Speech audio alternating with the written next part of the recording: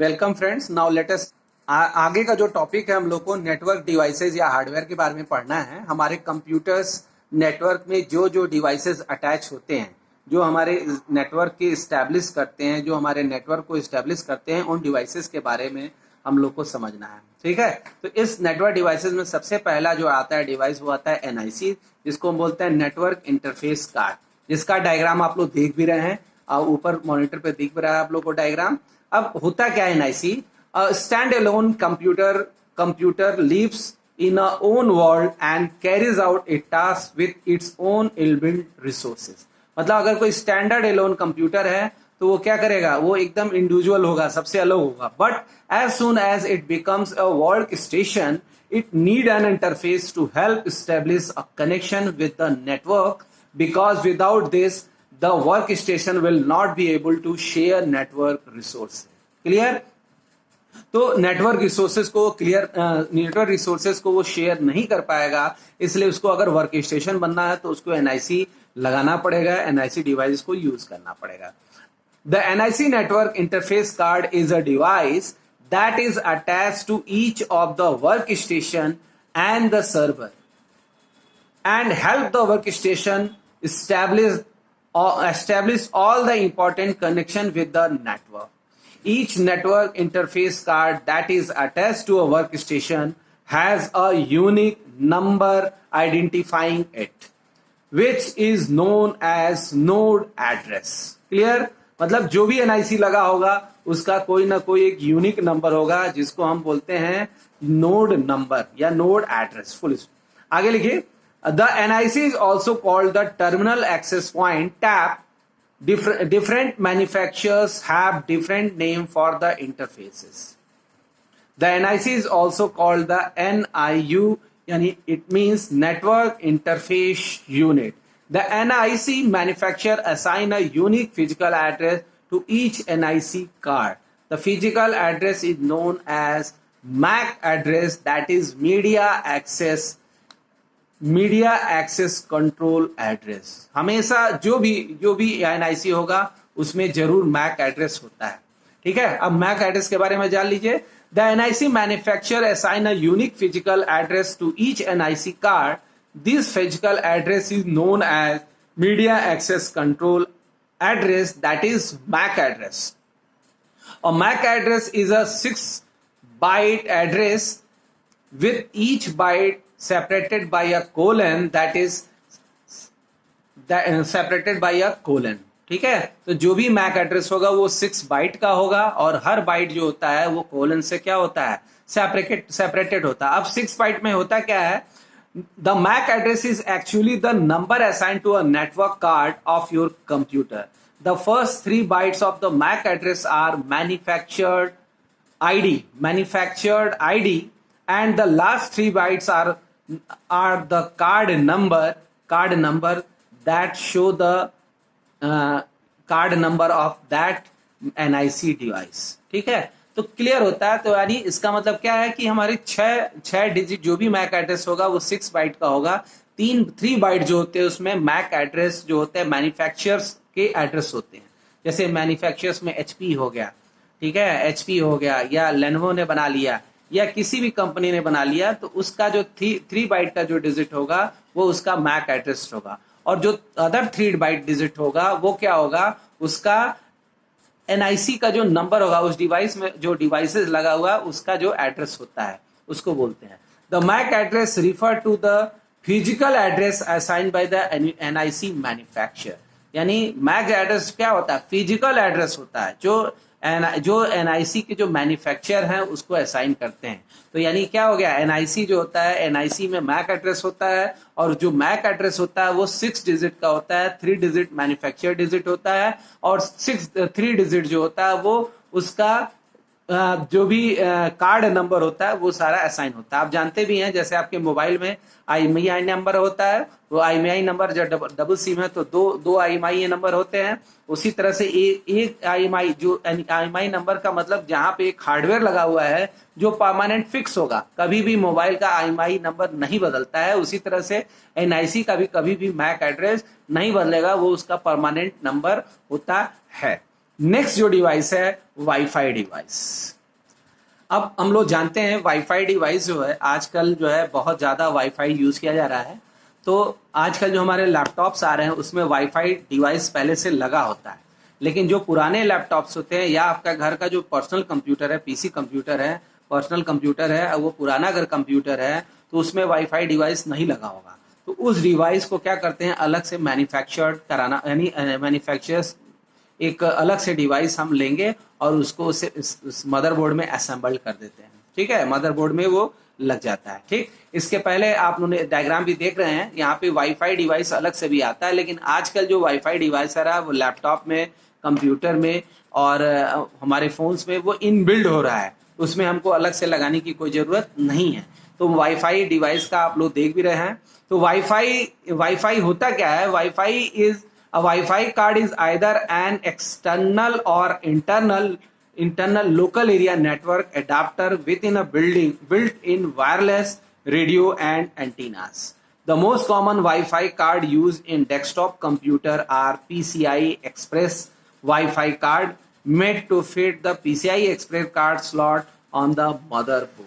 Motherboard पे आपको PCI slot लगाना पड़ेगा। ठीक है, इसके बेनिफिट्स क्या होते हैं? The primary benefit of using a Wi-Fi card is a desktop computer is that it allows us to set up your own workstation or home office without considering the proximity or availability of a hard line of a network access. ठीक है, तो इससे फायदा हमारा यही होता है कि वाईफाई के थ्रू हमारा क्या होगा, हमारा जो भी कंप्यूटर है या जो भी डिवाइसेस हैं वो हमारा नेटवर्क पे क्या होता है, कनेक्ट हो जाता है। और वाईफाई में भी एक आपको मैक एड्रेस मिलेगा, 6 डिजिट का एड्रेस एक मिल जाएगा और वो सारे वो कनेक्ट, वो भी एक यूनिक नंबर होता है। उसमें मैन्युफैक्चर का जो 3 डिजिट होगा वो मैन्युफैक्चर का डिजिट होगा और जो 3 डिजिट होगा वो कार्ड का नंबर होगा और वाईफाई उसी के थ्रू हमारा क्या होता है, कनेक्ट होता है। नेक्स्ट जो डिवाइस आती है वो है हब। आप डायग्राम देख रहे हैं हब। अब हब होता क्या है? देखिए, हब को हम सिंपल समझाते हैं। ठीक है, जैसे देखिए आप यहाँ पे एक सॉकेट लगा हुआ है, दिख रहा है आपको बोर्ड, यहाँ इस बोर्ड पे एक सॉकेट दिख रहा है यहाँ पे।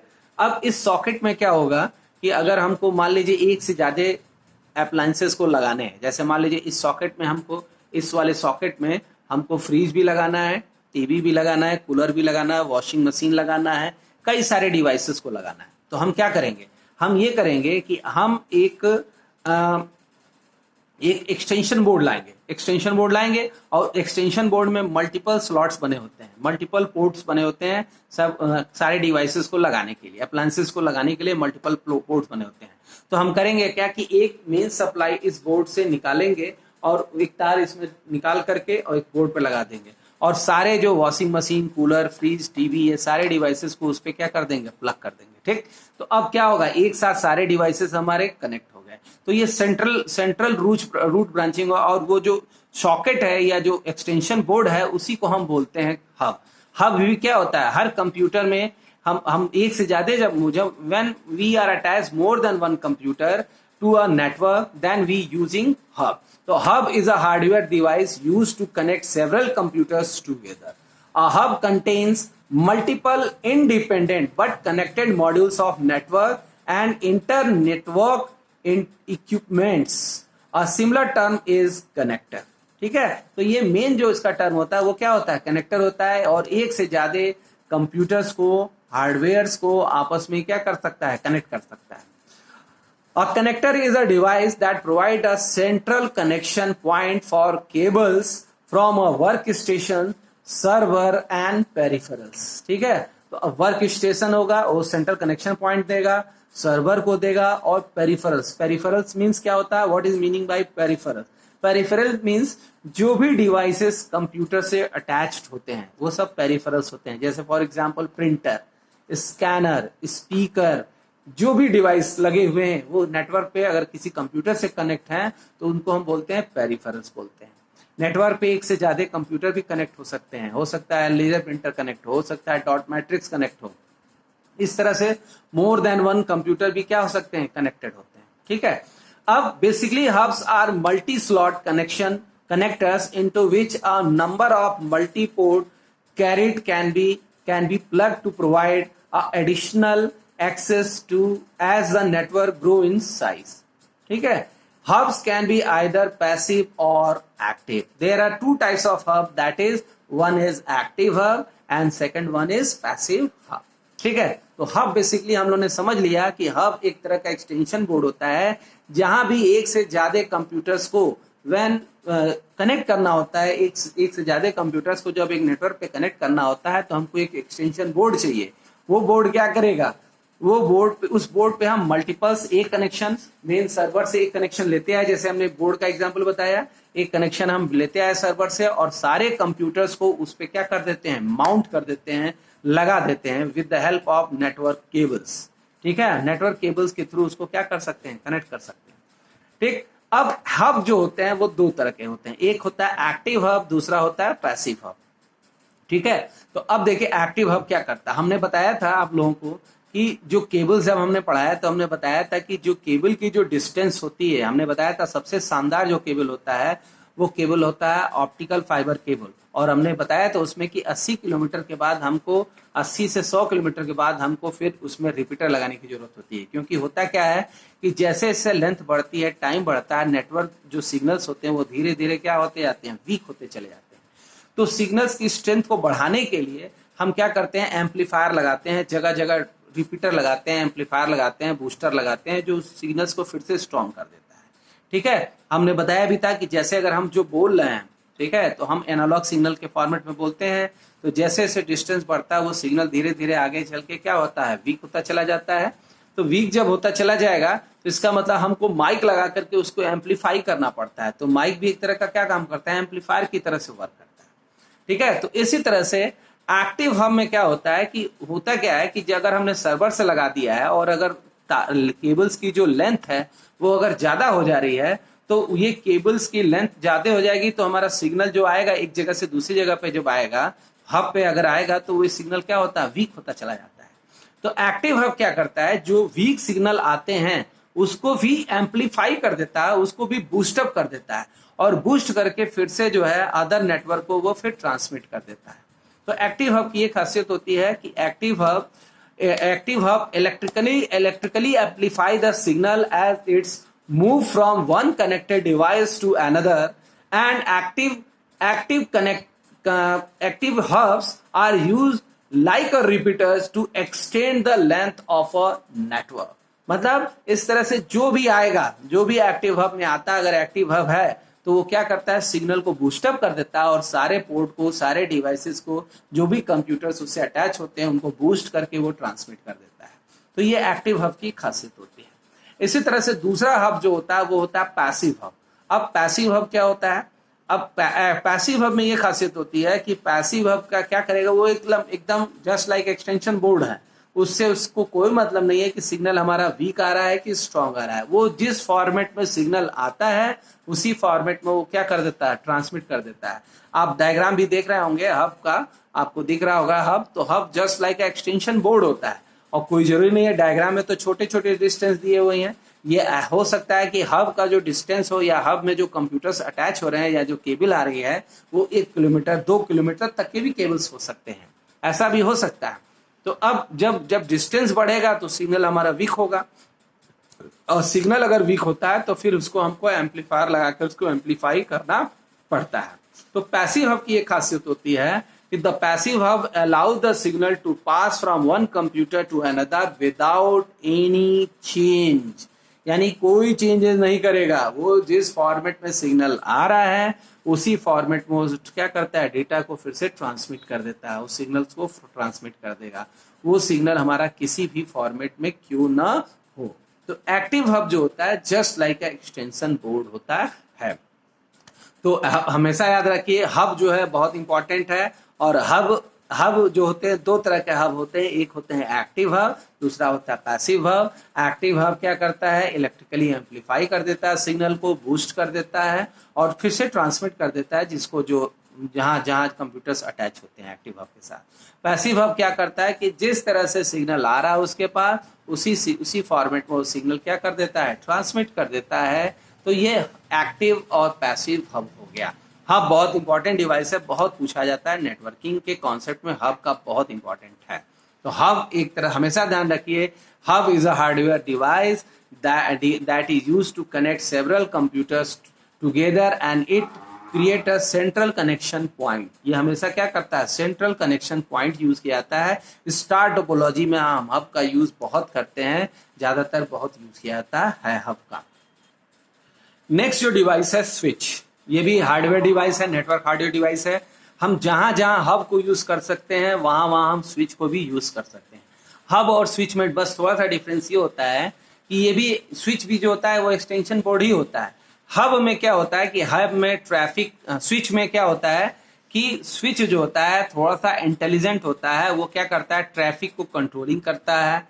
वो उसके अंदर सेंस होता है कि कौन सा कंप्यूटर किधर है, ट्रैफिक कंट्रोल करेगा। पैकेट्स को जो भी इंफॉर्मेशन होता है छोटे छोटे पैकेट्स के फॉर्म में होता है। वो पैकेट्स की स्विचिंग का सारा जिम्मा, कब कौन सा पैकेट भेजना है, ये सारी जिम्मेदारी हमारे स्विच बहुत ही अच्छे से कवर करता है। तो इसी तरह से switch is a device that is used two segments network into different सब नेटवर्क कॉल्ड सबनेट और लैन segments. Segmenting the network into smaller subnet prevents the traffic overloading in a network. ठीक है, और switch is responsible for filtering, transforming data in a specific way and for forwarding packets between LAN segments. Switches can support any packet protocols. LANs that are segment through switches are called switches LAN। ठीक है, यानी it means क्या होता है कि LAN जो क्या करता है कि बहुत सारे छोटे छोटे जो नेटवर्क्स होते हैं, अगर डिफरेंट नेटवर्क्स होते हैं, डिफरेंट नेटवर्क्स हैं, छोटे LAN 1 LAN 2 LAN 3 करके नेटवर्क्स है। ठीक है, और ये सारे जो छोटे छोटे LAN है, LAN 1 LAN 2 LAN 3 ये छोटे छोटे नेटवर्क्स हब के थ्रू कनेक्टेड है। अब ये सारे हब को अगर हमको आपस में कनेक्ट करना हो या सारे LANs को आपस में कनेक्ट करना हो तो हम क्या करेंगे, हम लगाते हैं स्विच। और स्विच क्या करता है, ये पैकेट्स को के ट्रांसपोर्टिंग और सारा ट्रैफिक कंट्रोलिंग, ये सारा काम स्विचेस का ही होता है। तो जैसे LAN जिस तरह से हब होता है उसी तरह से स्विच भी होता है।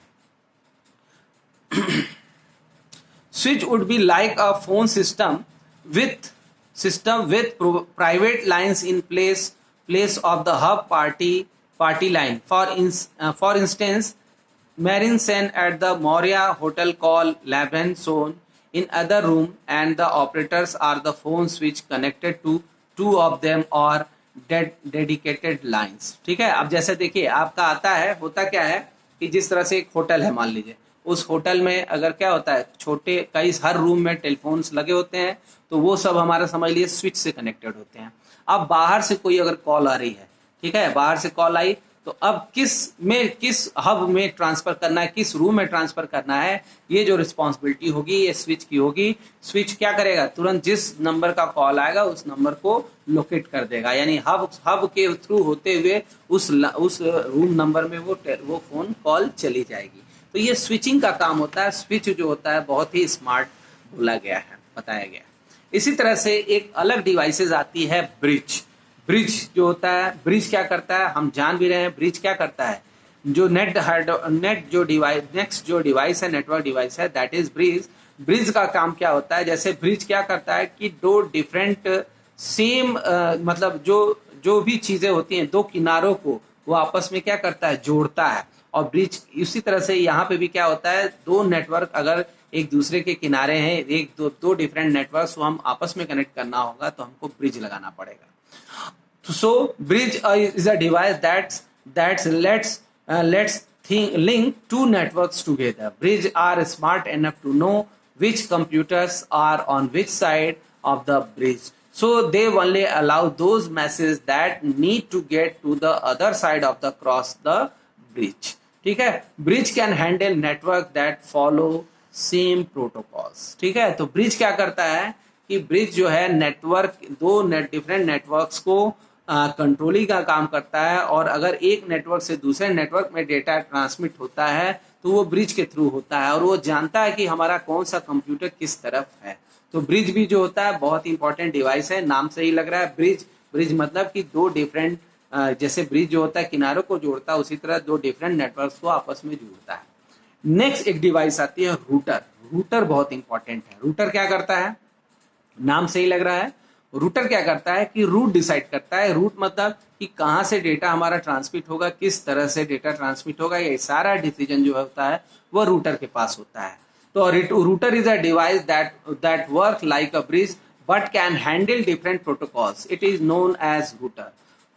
A router can link Ethernet to a mainframe. The router is responsible for forwarding data from one network to a different network. मतलब ये हमेशा इसके लिए ट्रैफिक का ही मेन काम होता है, फॉरवर्डिंग पैकेट्स का ही मेन काम होता है जो है। A router is a network device that forwarding data from one network to another. A router work like a bridge but can handle different protocols. If the destination is unknown to a router, it sends the traffic to another router which know the destination based on the network roadmap called routing tables. ठीक है, तो अगर इस router में होता क्या है कि जहां पे इंफॉर्मेशन डेस्टिनेशन पे भेजना होता है उसका एड्रेस और जहां से भेजा जा रहा है उसका एड्रेस सारा फीड होता है, और एक रूट का एक नेटवर्क डिसाइड एक रूट डिसाइड होता है, एक रोड मैप डिसाइड होता है जिसको हम बोलते हैं रूटिंग टेबल, और इसी रूटिंग टेबल के हिसाब से रूटर वर्क करता है। तो रूटर का काम वही पैकेट्स का ट्रांसमिटिंग और रिसीविंग का काम होता है। नेक्स्ट इसके बाद एक डिवाइस आता है, बहुत इंपॉर्टेंट है, गेटवे। अब गेटवे क्या करता है, गेटवे जान ही रहा है, जैसे इंडिया का गेटवे है, मैरिन मुंबई का गेटवे है। तो gateway is a device that connect these similar networks. A gateway is actually a node on a network that serve as an entrance of another network. हमेशा एक entrance की तरह से होगा, जैसे मुंबई गेटवे ऑफ इंडिया है मुंबई में, वहां से क्या है उसके बाद अपना वहां से मेन एंट्री होती है, उसको बोला गया ये हमारा गेटवे है। And enterprise the gateway is the computer that route the traffic from work station to outside network that is serving the web pages हो गया। In home the gateway is the ISP that connect the user to the internet। हमेशा जो होता है एक तरह का ISP होता है। तो ये जो टॉपिक्स थे हमारे आज जो है सारे कवर हो रहे हैं। फिर इसी तरह से एक बहुत इंपॉर्टेंट आजकल इसमें लेटेस्ट में चला हुआ है एक्सेस पॉइंट। क्या होता है एक्सेस पॉइंट? एक्सेस पॉइंट जैसे आप जानते हैं कोई चीज आपको एक्सेस करना है तो वो जिस जगह से आप एक्सेस करेंगे उसको हम बोलते हैं एक्सेस पॉइंट। और access point is also called wireless access point या वैप बोला जाता है, WAP वैप भी बोला जाता है। ठीक है, and access point is also called a wireless access point. वैप is a hardware device that establish connection of a computer device on the wireless LAN with a fixed wire network हो गया, fixed wire networks हो गया। The AP is connected to a fixed wire network and it then broadcasts wireless signals that computing device having Wi-Fi card can detect it। Yeah. Using these wireless signals, the computing device get connected to fixed wire network via AP and use network as needed हो गया। So you can say that an access point is a station that transmit and receive data हो गया। जो access point क्या करता है? Transmit and receive data करता है। ठीक है, तो इस तरह से आप डिफरेंट हार्डवेयर को आपने देख लिया। सबसे पहले आपने NIC को देखा, फिर वाईफाई कार्ड देखा, फिर हब देखा, फिर स्विच देखा, फिर ब्रिज देखा, फिर रूटर देखा, फिर गेटवे देखा, और फिर उसके बाद देखा एक्सेस पॉइंट। तो ज्यादातर एक्सेस पॉइंट जो होता है ये वायरलेस कम्युनिकेशन के लिए यूज किया जाता है, वैप वायरलेस एक्सेस पॉइंट बोला जाता है, और ये जनरली वाईफाई के साथ यूज किया जाता है। ठीक है, तो ये हमारा नेटवर्क हार्डवेयर का डिवाइस खत्म हो गया टॉपिक। अब नेक्स्ट जो हम लोग आगे पढ़ेंगे, हमारे वीडियो को अगर आपको पसंद आया तो हमारे वीडियो को सब्सक्राइब जरूर करिए। Thank you, have a marvellous day.